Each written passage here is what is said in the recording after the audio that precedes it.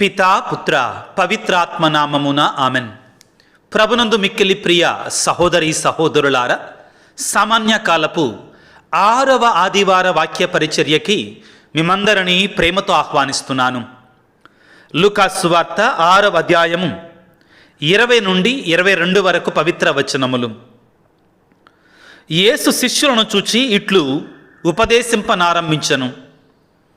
పేదలకు మీరు ధన్యులు, దేవరాజ్యము మీది. ఇప్పుడు ఆకలిగొని ఉన్న మీరు ధన్యులు, మీరు సంతృప్తిపరచబడుదురు. ఇప్పుడు శోకించుచున్న మీరు ధన్యులు, మీరు ఆనందింతురు. మనుష్య కుమారుని నిమిత్తము మనుషులు మిమ్ము ద్వేషించి వెలివేసి నిందించి మీ పేరు చెడగొట్టినప్పుడు మీరు ధన్యులు అని యేసు బోధించెను. ప్రభునందు మిక్కిలి ప్రియులకు సహోదరి సహోదరులారా, వేదనలో ఉన్నటువంటి వారికి దేవుడు చేరువలో ఉంటాడు. కన్నీటిని కార్చేటువంటి వారికి కన్నీటిని తుడిచివేసి వారిని కన్నీటిని నాట్యముగా మారుస్తాడు. బాధలలో ఉన్నటువంటి వారిని ఓదార్చువాడు దేవుడు. అది ఆయన చిత్తం, ఆయన కోరిక. అనాథలు, అభాగ్యులు, వితంతువులు, రోగుల ఎడల ఆయన ప్రేమ, ఆయన కరికరం అపారంగా ఉంటుంది. ప్రియులారా, ప్రభునందు ప్రియులారా, ఈ వాక్య పరిచర్య ప్రారంభములో మీ ముందు 3 సన్నివేశాలు ఉంచుతాను.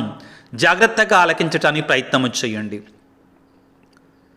ఈ నెల ఫిబ్రవరి 7వ తారీఖు 2025వ సంవత్సరంలో హైదరాబాదులో ఒక దారుణమైన, ఒక ఘోరమైన సంఘటన జరిగింది.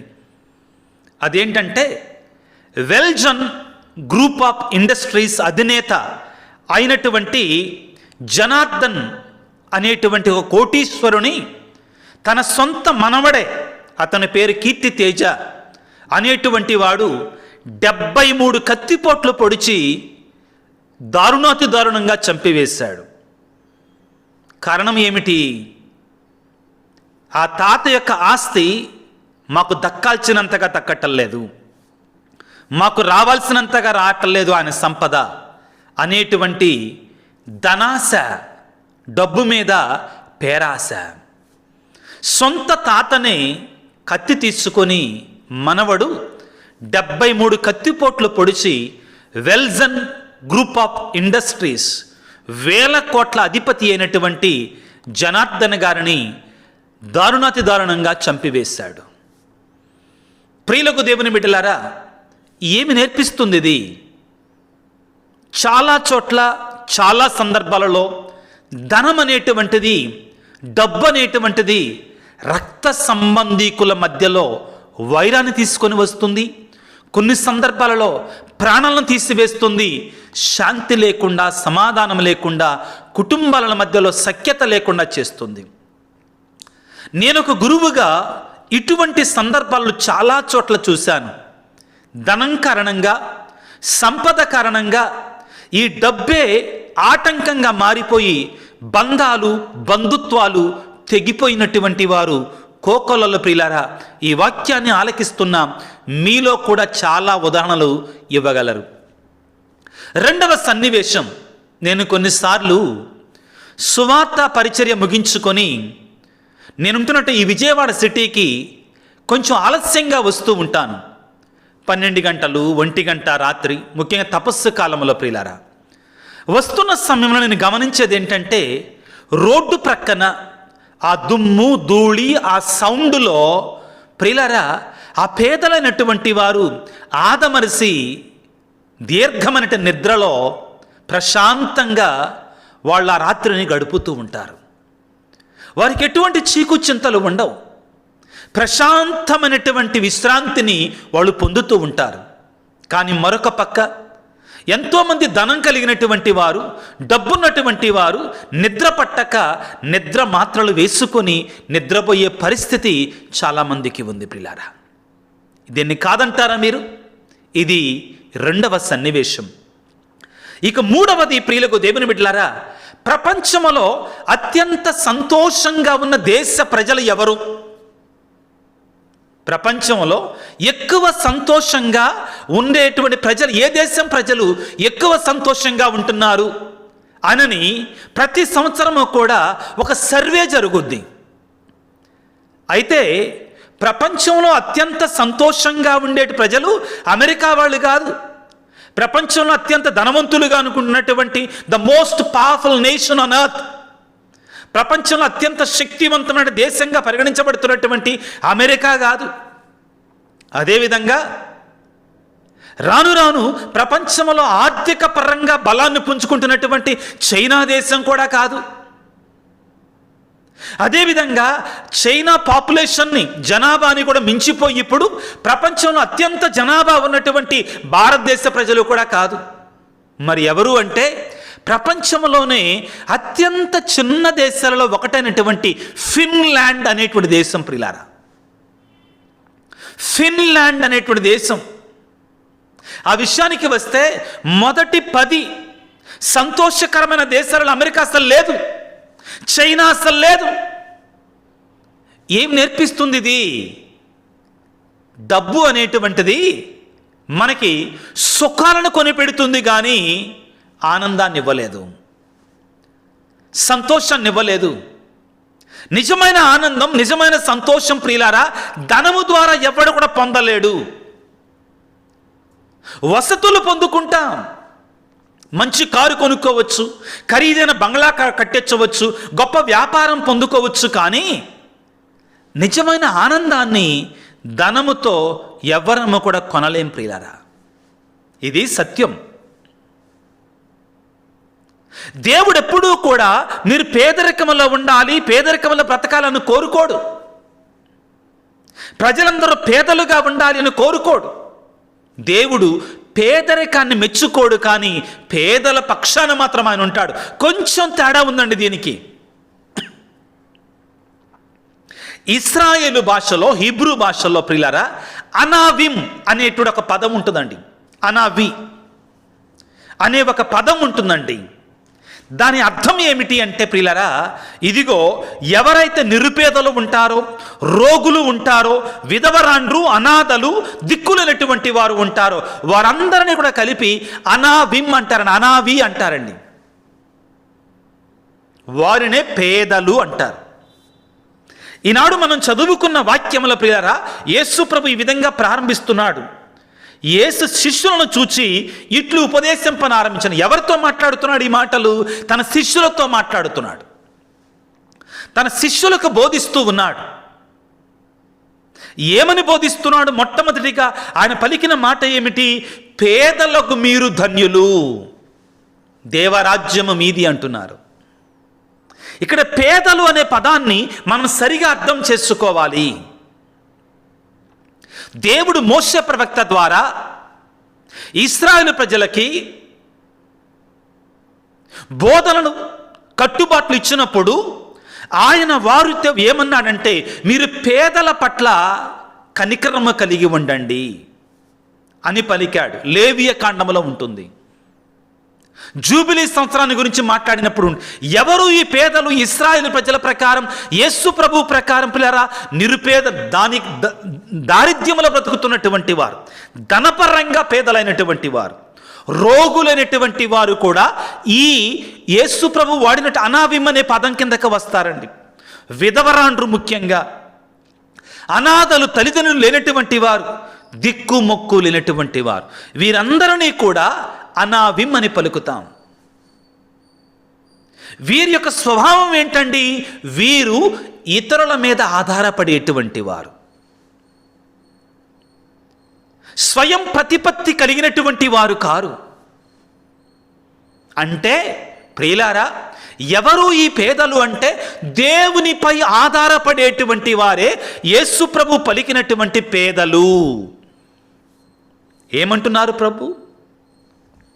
లూకాసు వార్త 6వ అధ్యాయం 20వ వచనంలో యేసు శిష్యులను చూచి ఇట్లు ఉపదేశింపనారంభించను, పేదలకు మీరు ధన్యులు, దేవరాజ్యము మీది. ఇప్పుడు ఆకలిగొన్నవారు మీరు ధన్యులు, మీరు సంతృప్తి పరచబడుదురు. ఇప్పుడు శోకించువారు మీరు ధన్యులు, మీరు ఆనందింతురు. ఇంకా మనుష్య కుమారుని నిమిత్తము మనుషులు మిమ్ము ద్వేషించి వెలివేసి నిందించి మీ పేరు చెడగొట్టినప్పుడు మీరు ధన్యులు. మత్తయి శుభవార్తలో 5వ అధ్యాయంలో అష్టభాగ్యాలు ఉంటాయి, 8 ఉంటాయి భాగ్యాలు. దీనాత్ములు ధన్యులు, దేవరాజ్యము వారిది. కానీ లూకాలో 4 ఉంటాయి పిల్లారా. ఏమిటి అది? పేదలు, ఆకలి కొన్నవారు, శోకించుచున్నటువంటి వారు, ప్రభువు కొరకై ద్వేషించబడి, వెలివేయబడి, నిందించబడి, పేరు చెడగొట్టబడినటువంటి వారు. 4 ఉంటాయండి. ప్రియులారా, యేసు ప్రభువు తన యొక్క బహిరంగ జీవితాన్ని ప్రారంభించినప్పుడు ఈ విధంగా పలుకుతారు. లూకా సువార్త 4వ అధ్యాయం 18వ వచనము, ప్రభువు ఆత్మ నాపై ఉన్నది. దేనికట? పేదలకు సువార్తను బోధించడానికి.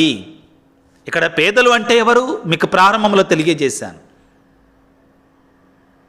నిరుపేదలుగా, ఆర్థికంగా పేదరికంలో ఉన్నటువంటి వారు ఒకరైతే, విధవరాండ్రు, దిక్కులేనటువంటి వారు, అనాథలుగా ఉన్నటువంటి వారు, రోగులు, వీరందరూ కూడా పేదలు. వీరికి ప్రభువు హితవత్సరాన్ని గురించి బోధిస్తున్నారు. ఆయన వచ్చిందే వారి కోసం అంటున్నారు. ఈ వాక్యాన్ని మనసులో ఉంచుకొని ఇప్పుడు నేను మీ ముందుంచే కొన్ని వాక్యాలని జాగ్రత్తగా ఆలకించడానికి ప్రయత్నం చేయండి పిల్లరా. కీర్తన 149 4వ వచనములో దేవుడు ఈ రీతిగా సెలవిస్తూ ఉన్నాడు. కీర్తన 149 4వ వచనములో దేవుడు ఈ విధంగా సెలవిస్తున్నాడు. ప్రభువు తన ప్రజలను గాంచి ప్రీతి చెందును. ఆ తర్వాత మాట చాలా ముఖ్యమైనటువంటిది. దీనులకు విజయమును ప్రసాదించును. ఎవరికంటండి? దీనత కలిగినటువంటి వారికి, వినయాత్ములకు. మరియమాత పాడినటువంటి స్తోత్ర గీతములో లూకా సువార్త 1వ అధ్యాయము 48వ వచనం నుంచి మనం చదువుకుంటే, ఆయన దీనులను లేవనెత్తి గర్వాత్మలను అనగదొక్కుతాడు అని పలుకుతారు మరియమాత. ఎవరు ఈ పేదలు అంటే వీరే ప్రియులారా. ఎవరైతే గర్వంతో ఉన్నారో, ఆర్థికంగా విర్రవీగుతున్నారో, ఎవరైతే ఆర్థిక బలాన్ని చూసుకొని, అంగబలాన్ని చూసుకొని ఎవరైతే గర్వంతో ఉప్పొంగుతున్నారో వారి పక్షాన దేవుడు ఉండడు. దీనులకి విజయాన్ని ప్రసాదిస్తాడు. ఇది దేవుని యొక్క చిత్తం. ఆ తర్వాత యెషయా గ్రంథము 38వ అధ్యాయములో 17వ వచనములో దేవుడు ఈ విధంగా సెలవిస్తూ ఉన్నాడు. ఏమంటాడు? వారి యొక్క దుఃఖమును నేను సంతోషముగా మారుస్తాను. దుఃఖపడేటువంటి వారి దుఃఖాన్ని ఆనందమయము చేస్తాడట. దుఃఖాన్ని, కన్నీటిని తుడిచివేస్తాడట. ముఖ్యమైన మాట. యెషయా గ్రంథం 49వ అధ్యాయము 13వ వచనములో ఈ విధంగా సెలవిస్తున్నాడు. ప్రభువు తన ప్రజలను ఓదార్చును, బాధలకు గురి అయ్యున్న తన జనముల మీద జాలి చూపించును. ఆయన కనికరం ప్రియులారా ఎవరైతే బలహీనులు ఉంటారో వారి పక్షాన ఉంటుంది. ఇక్కడ దీనులు, బలహీనులంటే వినయము కలిగినటువంటి వారు, దేవుని మీద ఆధారపడేటువంటి వారు. పరిశుద్ధ బైబిల్ గ్రంథం అంతా కూడా ఈ విషయాన్ని మనం చూస్తుంటాం. యెషయా గ్రంథము 61వ అధ్యాయం 3వ వచనములో దుఃఖానికి బదులుగా పూలదండనిస్తానంటున్నాడు. బూడిదకు బదులుగా పూలదండనిస్తానంటున్నాడు. శోకానికి బదులుగా ఆనంద తైల వస్త్రాన్ని ఇస్తానంటున్నాడు. ప్రియ దేవుని బిడ్డ, నీ దేవుడైన ప్రభువు నీ వేదనలో, నీ కన్నీటిలో, నీ బాధలలో నీకు దూరముగా ఉండేటువంటి వాడు కాడు. ఆయన వాగ్దానం చేస్తున్నాడు. యెషయా గ్రంథము 61వ అధ్యాయం 3వ వచనములో బూడిదకు బదులుగా పూలదండని, శోకవస్త్రానికి బదులుగా ఆనంద తైలముతో కూడినటువంటి వస్త్రాన్ని నీకు ఇస్తానంటున్నాడు. నీ జీవితం వేదనాపూరితంగా ఉందా? బాధలతో నిండిపోయి ఉందా? కష్టాల కడగళ్ళితో ఉందా? కన్నీటి సంద్రములో ఉందా? దేవుడు నీకు చేరువలో ఉన్నాడు. నీకు అతి చేరువలోనే ఉన్నాడు బిడ్డ. దీన్ని గుర్తుపెట్టుకో. దీన్ని మరిచిపో మాకు ప్రియ సహోదరుడా, సహోదరి. కీర్తన 34:10 వచనములో ఈ విధంగా అంటున్నాడు. సింహపు పిల్లలు ఆకలితో అలమాడవచ్చుగాక, కానీ ప్రభువుని ఆశ్రయించు వారికి దేవుడు సమృద్ధిగా ఎల్లమెల్లను దయచేయును. దేవుని యొక్క వాగ్దానం ఎవరైతే వేదనలలో ఉంటారో వారికి ప్రియులారా ఏమంటున్నాడు? సింహపు పిల్లలు, కొదమ సింహపు పిల్లలు ఆకలితో అలమాడవచ్చునుగాక, కానీ దేవుని ఆశ్రయించు వారికి మాత్రం ఎల్లమేలులు సమృద్ధిగా సిద్ధించును. అలనాడు ప్రియులారా ఇశ్రాయేలు ప్రజలు ఐగుప్తు దేశపు బానిసత్వములో కన్నీటితో మొరపెట్టగా దేవుడు వారి మొరను ఆలకించాడు. ఆలకించి ఆయన వారితో చెప్పిన మాట ఏంటంటే మోషే ప్రవక్త ద్వారా, నీవు నా ప్రజల దగ్గరికి వెళ్ళి ఈ విధంగా చెప్పు, వారి కన్నీటిని నేను చూచితిని, ఆక్రందనతో కూడినటువంటి వారి ప్రార్థన నేను వింటిని, వారిని విమోచించుటకు కనుక నేను దిగి వచ్చితిని అని పలుకుతున్నాడు. ఇది దేవుని యొక్క చిత్తము, దేవుని యొక్క సంకల్పం ప్రియులారా, దేవుని యొక్క మాట, దేవుని యొక్క వాగ్దానము. ప్రియులకు సహోదరి సహోదరులారా, ఇక్కడ లూకా సువార్త 6వ అధ్యాయంలో ప్రభు అంటున్నాడు, పేదలకు మీరు ధన్యులు, దేవరాజ్యము మీది అంటున్నాడు. ఎవరు పేదలంటే? దేవుని యొక్క చిత్తానుసారముగా ఏంటి పేదరికం అంటే? ఇప్పుడు జాగ్రత్తగా వింటానికి ప్రయత్నం చేయండి. ఈనాటి మొదటి పట్టణం ఇర్మియా గ్రంథం 17వ అధ్యాయం 5వ వచనంలో ప్రభు ఈ విధంగా సెలవిస్తున్నాడు. ప్రభు ఇట్లు నుడువుచున్నాడు, నన్ను విడనాడి నరుని నమ్మువాడు, నరమాతృని మీద ఆధారపడువాడు శాపగ్రస్తుడు.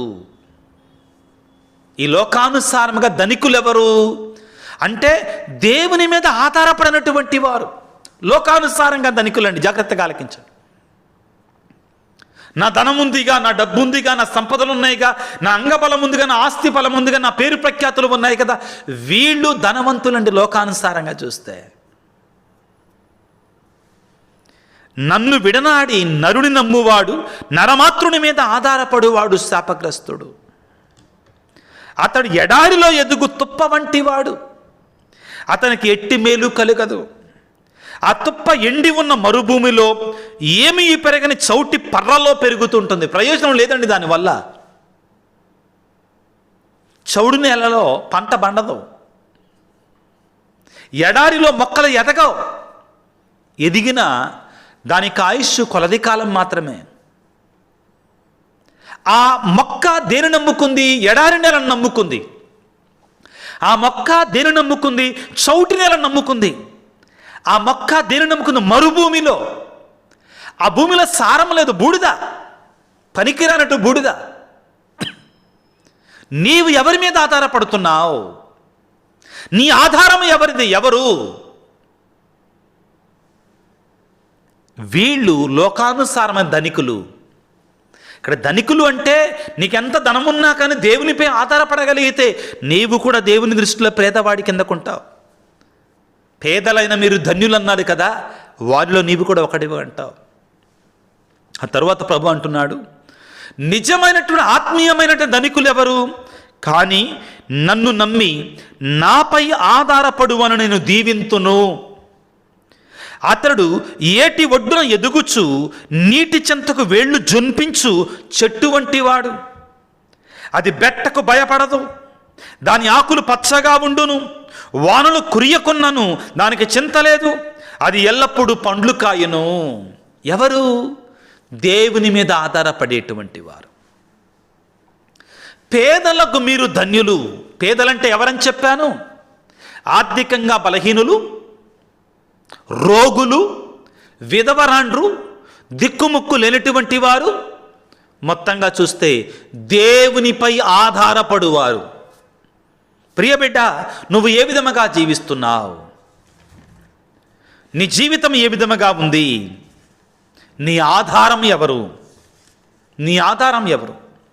ఈ వాక్యాన్ని ఇంకా కొంచెం వివరణ పొందుకోవడం కోసమై ఇర్మియా గ్రంథము 9వ అధ్యాయము 23వ వచనాన్ని చదువుతున్నాను. ప్రభు ఇట్లా అనుచున్నాడు, జ్ఞానులు తమ జ్ఞానమును గూర్చి గాని, శూరులు తమ శౌర్యమును గూర్చి గాని, ధనికులు తమ సంపదలను గూర్చి గాని గొప్పలు చెప్పుకొనరాదు. లోకానుసారమైన జ్ఞానముతో, లోకానుసారమైన శౌర్యముతో, లోకానుసారమైన ధనముతో నిండిపోయి ఉన్నావా? నీ నమ్మకం దాని మీద ఉంచుతున్నావా, నీవు కూడా చౌటిపరలాగా, నీవు కూడా ఎడారి భూమిలాగా, నీవు కూడా మరుభూమిలాగా మారిపోతావు. జాగ్రత్త బిడ్డ. లోకం మీద ఆధారపడితే ఒకవేళ, దానికి బదులుగా ఇర్మియా గ్రంథము 9వ అధ్యాయం 24వ వచనంలో, గొప్పలు చెప్పుకొనగోరువాడు తాను నన్నెరిగి, దేవుని ఎరిగి నన్ను అర్థము చేసుకున్నాడు గురించి గొప్పలు చెప్పుకోవాలి. ఎందుకనట, నేను కరుణతోనూ నీతి న్యాయములతోనూ భూమిని ఏలుదును, నాకు నచ్చిన గుణములు కూడా ఇవే. నాకు నచ్చిన గుణములు కూడా ఇవే. ప్రియ దేవుని బిడ్డ, నీవు ఒకవేళ దేవునిపై ఆధారపడుతూ దేవునే సర్వస్వముగా స్వీకరించి, దేవుడే నా జీవిత భాగస్వామి, నా యొక్క స్వాస్థ్యము, నా ఆస్తి అని చెప్పగలిగితే నీవు దేవుని దృష్టిలో నిజమైనటువంటి ధనవంతుడిగా ఉంటావు, లోకానుసారమైన ధనవంతుడు కాదు. దానికి బదులుగా ప్రభువు పలికాడు కదా, ఏమని? ఈ లోకానుసారమైన సంపదల మీద, ఈ లోకానుసారమైనటువంటి అంగబలము, ఆర్థిక బలము, పేరు ప్రఖ్యాతుల మీద, ఈ యొక్క రాజకీయ బలం మీద నువ్వు ఆధారపడితే, దేవుడు అంటున్నాడు, నీ ఆధారం ఎలాగా ఉందంటే ఒక చౌటి పర్రలాగా, ఒక మరుభూమిలాగా, ఒక ఎడారిలాగా నువ్వు ఉండాల్సి వస్తుంది. ఈనాడు దేవుడు మనందరి నుంచి కోరుకునేది ఏమిటి అంటే, నిజమైనటువంటి సంపద, నిజమైనటువంటి దీవెనైనటువంటి యేసయ్యలో మనం నాటబడాలి. ప్రియ బిడ్డ, ఈ వాక్యాన్ని ఆలకిస్తూ ఉండగా నీ జీవితం ఒకవేళ ప్రభు ఈరోజు పలికినట్లుగా పేదరికంలో ఉన్నట్లు భావిస్తున్నావా? నాకెవరూ తోడు లేరు, నాకు అంగబలము లేదు, నా చుట్టాలు నానేటువంటి వారు లేరు అని అనుకుంటున్నావా? ఆర్థికంగా నేను బలహీన స్థితిలో ఉన్నాను అనుకుంటున్నావా? ప్రభు అంటున్నాడు, నాపై ఆధారపడి బిడ్డ, నన్ను నీ ఆధారముగా మార్చుకో. నరులను నమ్మువాడు, నరమాత్రుని మీద ఆధారపడువాడు నాశనమగును. ప్రభు పలికిన మాట. ఇర్మియా గ్రంథం 17వ అధ్యాయం 5వ వచనం, ఎవరట నన్ను విడనాడి దేవుని విడిచిపెట్టి, బంధువులొద్దు, చుట్టాలొద్దు, తల్లిదండ్రులొద్దు అంటల్లా దేవుడు, కానీ వీళ్ళే శాశ్వతం. ఏమంటున్నాడు? నన్ను విడనాడి నరుని నమ్మువాడు, నరమాత్రుని మీద ఆధారపడువాడు శాపగ్రస్తుడు. ప్రియ దేవుని బిడ్డ, లోకములో ఎన్ని చూడటం లేదండి మనం, ఎన్ని చూడటం లేదు ప్రియులారా మనం. ప్రారంభంలో మీకు చెప్పిన ఉదాహరణ, ఆ జనార్దన్ గారు వెల్జాన్ కంపెనీకి కోట్లకు అధిపతి ప్రియులారా. తన యొక్క మనవడు ఏం ఆశించాడు? తాతకు ప్రేమను పంచవలసినటువంటి వాడు, వృద్ధాప్యంలో నాడు తోడుండాల్సినటువంటి వాడు కత్తి తీసుకుని 73 కత్తిపోట్లు పొడిచాడంటే అతనిలో ఏముంది? పగ, ద్వేషం. మనిషి 1-2 కత్తిపోట్లు పొడిస్తేనే చచ్చిపోతాడు, కానీ ఆ వ్యక్తి 73 కత్తిపోట్లు పొడిచాడంటే ఆ వ్యక్తి నరాన కూడా ద్వేషం, పగ ఉందండి. డబ్బుండొచ్చు అతనిలో, ఆ మనవళ్ళలో. అతని పేరు కీర్తి తేజ, కానీ అపకీర్తి తెచ్చుకున్నాడు. అతనిలో ఆ ధనం కొరకై తెలియనటువంటి రోగం పట్టిందండి అతనికి. అవునండి, భయంకరమైన రోగంతో బ్రతుకుతున్నాడు అతను. శాంతి లేదు, సమాధానం లేదు. అతనికి మనిషి కనపడలా, ఆ డబ్బే కనపడింది. ఆ జనార్దన్ గారు చాలా మంచివాడు అంటండి. ఎంతోమంది పేదలకి దానం చేసేటువంటి మనిషి అట, ఆలయాలకి దానం చేసే మనిషి అంటండి. అతను దేవుని దగ్గరికి వెళ్ళాడు, దాన్ని ఎవరు కాదనరు. కానీ చంపినటువంటి వాడికి ఏంటి ప్రయోజనం? ధనం కోసం ఆశించాడు, అరులు చాచాడు, ధర్మబద్ధంగా సంపాదించుకో, కానీ ఏంటి ప్రయోజనం? ఏమన్నా ప్రయోజనం ఉందా? తీసుకొని వెళ్ళారు, కటాలు లెక్కెచ్చటం ప్రారంభిస్తాడు, జైల్లో పడవేస్తారు. ప్రియులారా, నీ ఆధారం ఎవరు? నీ నమ్మకం ఎవరు? దేవునిపై నమ్మకాన్ని ఉంచుదాం. అన్యుల వలె, దేవుని నమ్మనటువంటి వారి వలె మనం మనుషులపై ఆధారపడవద్దు. నా జీవితంలో చాలాసార్లు చూశాను, చాలామంది నాకు చెప్పారు, అయ్యా మాకెవరూ లేరయ్యా, సమస్యలో కూరుకుపోయాం, మేము వేదనలో ఉన్నామయ్యా, దేవునిపై ఆధారపడ్డాం, దేవుడు అద్భుత రీతిగా మాకు విజయాన్ని ప్రసాదించాడు. దేవుని నమ్మినవాడు ఎన్నడూ చెడిపోడు. ప్రియ దేవుని బిడ్డ, ఆయనపై ఆధారపడు. దేవుడు ఎప్పుడు కూడా సంపదలు ఉండటం తప్పు, లేకపోతే ఆర్థికంగా బలపడటం తప్పు, బంధుత్వం ఉండటం తప్పంటలా. కానీ ప్రభు ఏమంటున్నాడు, నన్ను విడనాడి నరమాత్రునిపై ఆధారపడేవాడు, దేవుని విడిచిపెట్టి వారి మీద ఆధారపడేవాడు శాపగ్రస్తుడు. ప్రభువుని వేడుకుందాం, దేవా నిన్ను నమ్మి నీపై ఆధారపడి బిడ్డగా మమ్ము దీవించు నాయన. నిన్ను విడనాడకుండా మమ్ము కాపాడు తండ్రి. నిన్నే సర్వస్వంగా స్వీకరించులాగా మమ్ము దీవించు తండ్రి అని తలల వంచి ప్రార్థన చేసుకుందాం.